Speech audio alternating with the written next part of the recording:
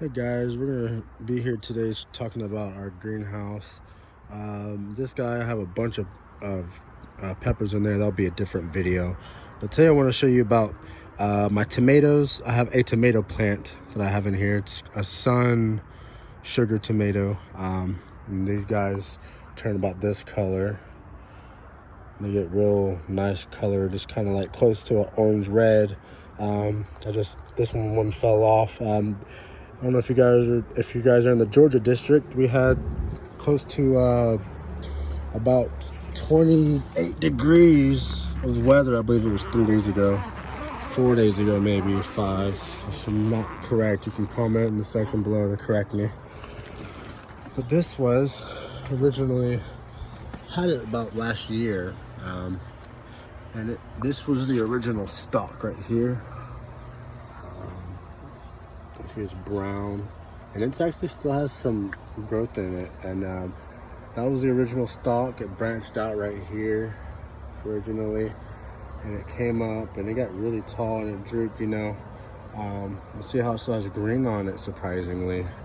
And we kept it, I thought it was gonna die because it had worms attack it.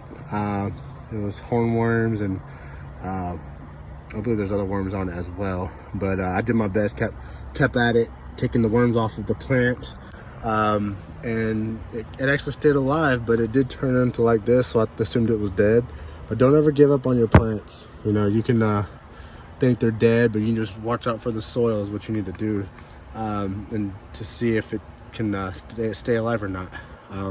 So it was 28 degrees about 4 days ago, and this guy started wilting a lot. See all these leaves here? These are all new leaves. This guy branched up down below out of nowhere.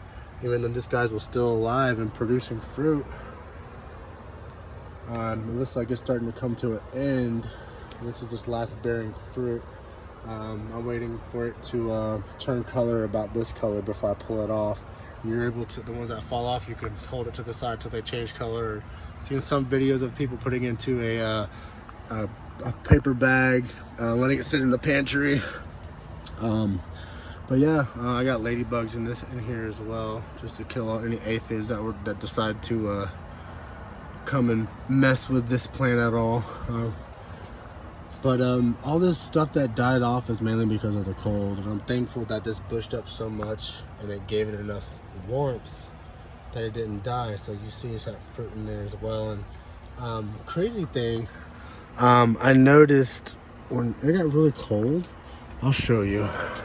See how this thing raisined up? It's all raisin.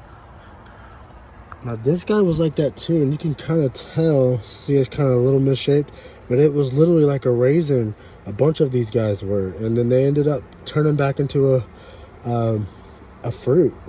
So I mean, I just, like I said, I continued to water it, and whatever was gonna live, any plant, I allow it to thrive if it wants to, and I do my best. But yeah, this is a sun sugar tomato. This one is a very good tomato. This is one of our favorites. And to be honest with you, it's literally our only surviving tomato plant when we first started tomato planting. We're a lot more experienced now. But I don't know what just dropped. I don't know if it was a tomato or, yeah, it was a tomato. Fell in the bag. No, anything small you don't really have to save, but I like to do little experiments on them and see what happens, Just like I said, this is my first year, and I'm about wrapping up my first year. This is probably what fell that I didn't see. I made that big noise. But yeah, I had this greenhouse. I actually have a thing in here that I keep the temperature. I regulate it. I always keep a fan to keep the airflow. I like to keep an extra shade. The other one, that's shade cloth, and the other one I have a tarp on the top of that one with the umbrella, and that's if you get too much sunlight. And then, like I said, you regulate the temperature. If you get too much sunlight, obviously adapt for that, and if it gets too cold, install what you need for that.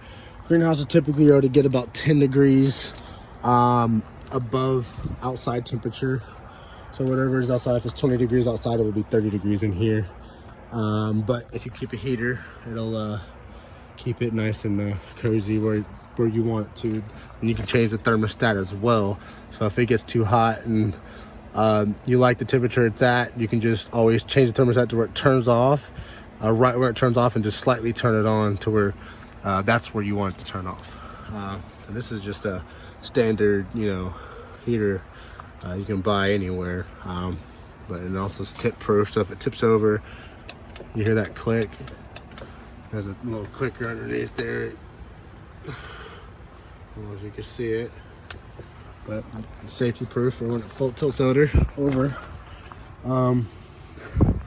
And I put down some this guy before I put the rocks on top of it to prevent any growth from coming from the grass.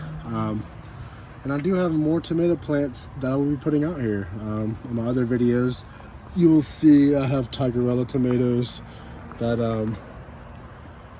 I'm growing, and they will be coming out here when they get bigger.